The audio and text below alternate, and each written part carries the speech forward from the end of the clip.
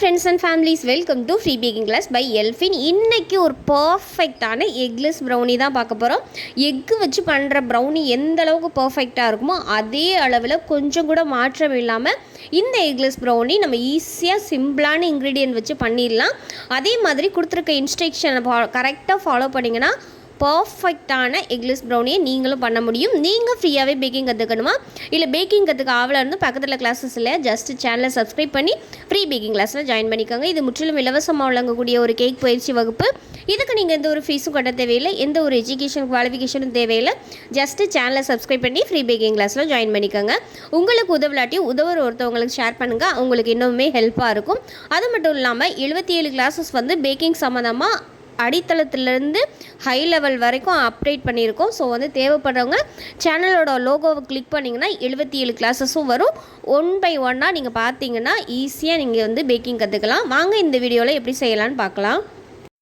ஒரு பாத்திரத்தில் சுடுதண்ணி எடுத்திருக்கேன். சுடுதண்ணி கொதித்த உடனே நான் வந்து பாத்திரத்தை இறக்கி எடுத்திருக்கேன். ஒரு ஈரம் இல்லாத பவுல் வந்து வச்சுருக்கேன். கண்டிப்பாக பாத்திரத்தில் ஈரம் இருக்கக்கூடாது. அதே மாதிரி பாத்திரம் வந்து தண்ணியை தொடக்கூடாது. நேரத்தில் சுடுதண்ணியோட ஆவி வெளியிலையும் போகக்கூடாது. அந்த அளவுக்கு ஒரு பாத்திரத்தை வச்சுக்கோங்க. இதில் வந்து ரூம் டெம்பரேச்சரில் இருக்க டார்க் காம்பவுண்ட் சாக்லேட் வந்து கரெக்டாக 250 ml கப்பில் அரை கப் எடுத்துக்கோங்க. அதாவது கரெக்டாக 85 கிராம் அளவு எடுத்திருக்கேன். சிப்ஸாக இருந்தாலும் 250 ml கப்பில் அரை கப் அளவு எடுத்துக்கோங்க. டார்க் காம்பவுண்ட் சாக்லேட்டு தான் ப்ரௌனிக்கு யூஸ் பண்ணணும்.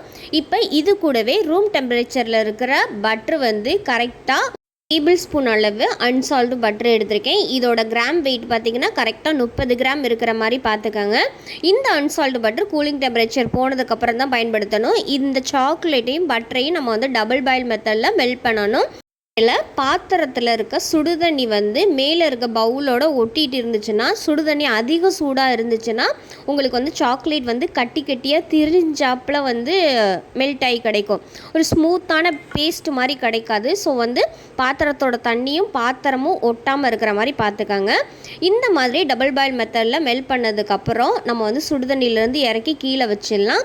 இப்போ நான் கண்டென்ஸ்டு மில்க் எடுத்திருக்கேன். அமுலோட கண்டென்ஸ்டு மில்க் இருக்குல்ல, அதை எடுத்திருக்கேன். 250 ml கப்பில் அரை கப் அளவு எடுத்திருக்கேன். கரெக்டாக 130 கிராம் அளவு கண்டென்ஸ்டு மில்க் எடுத்திருக்கேன்.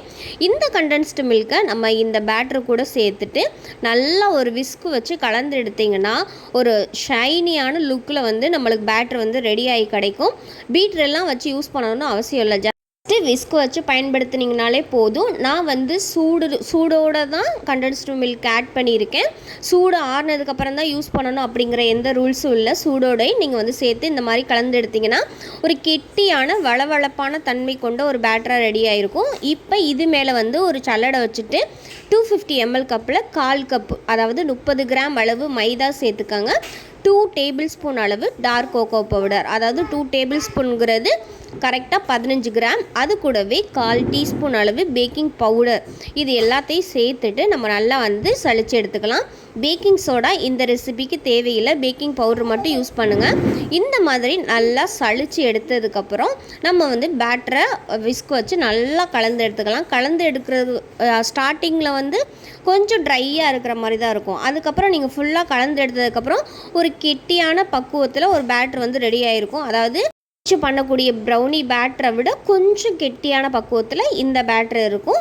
இப்போ வந்து நான் 1/2 kg ஸ்கொயர் கேக் டின் எடுத்திருக்கேன். இதோட அகலம் பார்த்திங்கன்னா கரெக்டாக 12 சென்டிமீட்டர், இதோட நீளமும் 12 சென்டிமீட்டர், இதோட உயரம் பார்த்திங்கன்னா கரெக்டாக 4 சென்டிமீட்டர் இருக்கிற மாதிரி எடுத்திருக்கேன். நீங்கள் 1/2 kg ரவுண்டு டின்னு கூட எடுத்துக்கலாம். உங்களுக்கு வந்து எது கம்ஃபர்ட்டோ இருக்கோ அதை வந்து யூஸ் பண்ணிக்கோங்க. இதில் வந்து பட்டர் பேப்பர் மட்டும் போட்டு எடுத்திருக்கேன். பார்ச்மெண்ட் பேப்பர்னு கிளாஸே எடுத்திருக்கேன். பட்டர் பேப்பரை எப்படி கட் பண்ணி ப்ளேஸ் பண்ணுறதுன்னு தேவைப்படுறவங்க செக் பண்ணி பாருங்கள். இப்போ நம்ம ரெடி பண்ணி வச்சுருக்க பேட்டரை வந்து இந்த கேக் ட்ரேயில் வந்து நம்ம சேர்த்துக்கலாம். ப்ரௌனி பேட்டரோட டெக்ஸ்சரை பாருங்கள். இந்த மாதிரி தான் ஒரு ஸ்பேச்சுலால அள்ளக்கூடிய அளவுக்கு அந்த மாதிரி திக்னஸில் இருக்கும். இந்த மாதிரி வளவளப்பு தன்மை கொண்டதாக இருக்கும். இந்த மாதிரி இருந்தால் தான் கரெக்டான பக்குவத்தில் இருக்குன்னு அர்த்தம். இப்போ இந்த பேட்டரை எல்லாத்தையும் நம்ம வந்து டின்னில் சேர்த்துக்கலாம். நீங்கள் வந்து டூத் பிக் வச்சு ஈவன் பண்ணுற அளவுக்கு இது இருக்காது. ஸ்பேச்சுலா வச்சு ஈவன் பண்ணிக்கலாம். ஸ்பேச்சுலாவில் ஒட்டாமல் தான் வரும், ஏன்னா கண்டென்ஸ்டு மில்க் சேர்த்துருக்கனால. இந்த மாதிரி நம்ம ஈவன் பண்ணிவிட்டு மேலே வேணும்னா சாக்கோ சிப்ஸ் வந்து எக்ஸ்ட்ரா நீங்கள் ஆட் பண்ணிக்கலாம். 70 டிகிரியில் 10 நிமிஷம் ப்ரீ ஹீட் பண்ண ஓடிஜியில் top and bottom rod on பண்ணிவிட்டு கரெக்டாக 170 டிகிரியில் 25 நிமிஷம் டைமர் ஆன் பண்ணி நீங்கள் வந்து பேக் பண்ணி எடுத்துக்கோங்க. குக்கரில் எப்படி பேக் பண்ணுறதுன்னு கிளாஸ் 2ல் அப்லோட் பண்ணியிருக்கேன். தேவைப்படுறவங்க செக் பண்ணி பாருங்கள். குக்கரில் செய்கிறதுக்கும் இதே சேம் டைம் தான். 25 நிமிஷம் சிம்மில் வச்சு வேக வச்சு எடுத்துக்கோங்க. இப்போ பாருங்கள் 25 நிமிஷம் கழித்து நம்ம ப்ரௌனி வந்து பர்ஃபெக்டாக வந்திருக்கு. மேலே அந்த லேயர் இருக்குது பாருங்கள், அந்த லேயர் மாதிரி ஃபார்ம் ஆனால் மட்டும்தான் நம்ம வந்து ப்ரௌனி வந்து கரெக்டாக வந்திருக்குன்னு அர்த்தம். அந்த லேயர் ஃபார்ம் ஆகாமல் சும்மா நார்மலாக கேக் பேஸ் மாதிரி வந்துச்சுன்னா அது ப்ரௌனி கேக்கு, ப்ரௌனி இல்லை. ஸோ வந்து இந்த மாதிரி ஆறுனதுக்கப்புறம் அந்த ஸ்கின் லேயர் வந்து அப்படியே அந்த கேக்கில் வந்து ஒட்டி பிடிச்சிக்கிறோம். இந்த மாதிரி வந்தால் மட்டும்தான் உங்களுக்கு வந்து கரெக்டாக இருக்கும். ஸோ வந்து கொடுத்துருக்க மெஷர்மெண்ட்டை கரெக்டாக யூஸ் பண்ணிங்கன்னா பர்ஃபெக்டாக இந்த மாதிரி வரும். இப்போ நல்லா ஆறுனதுக்கப்புறம் தான் நீங்கள் வந்து பீஸ் போடணும். ஏன்னா அதுக்கு முன்னாடி பீஸ் போட்டிங்கன்னா ஒட்டிட்டு உதிர்ற மாதிரி இருக்கும். ஸோ வந்து நல்லா கம்ப்ளீட்டாக ஆற வச்சதுக்கப்புறம் நீங்கள் வந்து சர்வ் பண்ணலாம், இல்லைன்னா ஸ்டோரேஜ் பண்ணலாம். ஒரு ப்ரௌனிங்கிறது ஒரு 7 நாள் வரைக்கும் நம்மளுக்கு வந்து ரூம் டெம்பரேச்சரில் இருக்கும். அதுவும் அந்த கை வந்து ஈரமில்லாமல் எடுக்கணும். அதே நேரத்தில் ரொம்ப ஹீட்டான இடத்துலையும் வைக்கக்கூடாது. நார்மல் ரூம் டெம்பரேச்சரில் தான் வைக்கணும். ஃப்ரிட்ஜில் வச்சிங்கன்னா கொஞ்சம் ஹார்டாக வாய்ப்பு இருக்குது. ஸோ வந்து ரூம் டெம்பரேச்சர்லேயே 7 நாள் வரைக்கும் வச்சு யூஸ் பண்ணலாம். அது மட்டும் இல்லாமல் இந்த ப்ரௌனி வந்து பர்ஃபெக்டாக இருக்கும்.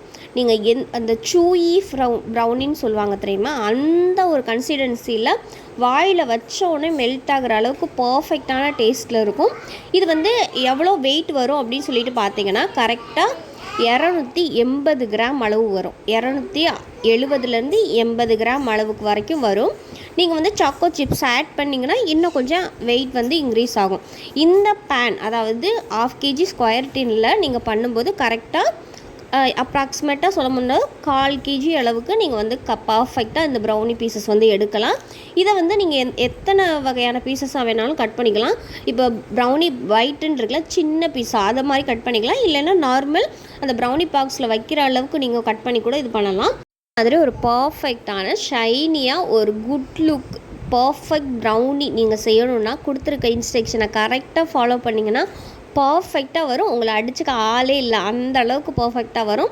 ஏன்னா இதுக்கு வந்து நிறைய இன்க்ரீடியண்ட் அப்படிங்கலாம் இல்லை, வந்து குறைவான பொருளை வச்சு ஈஸியாக பண்ணிடலாம். வெண்ணிலா எக்ஸ்ட்ராக்ட் ஏன் சேர்க்கல அப்படின்னு நிறைய பேர் கேட்பீங்க.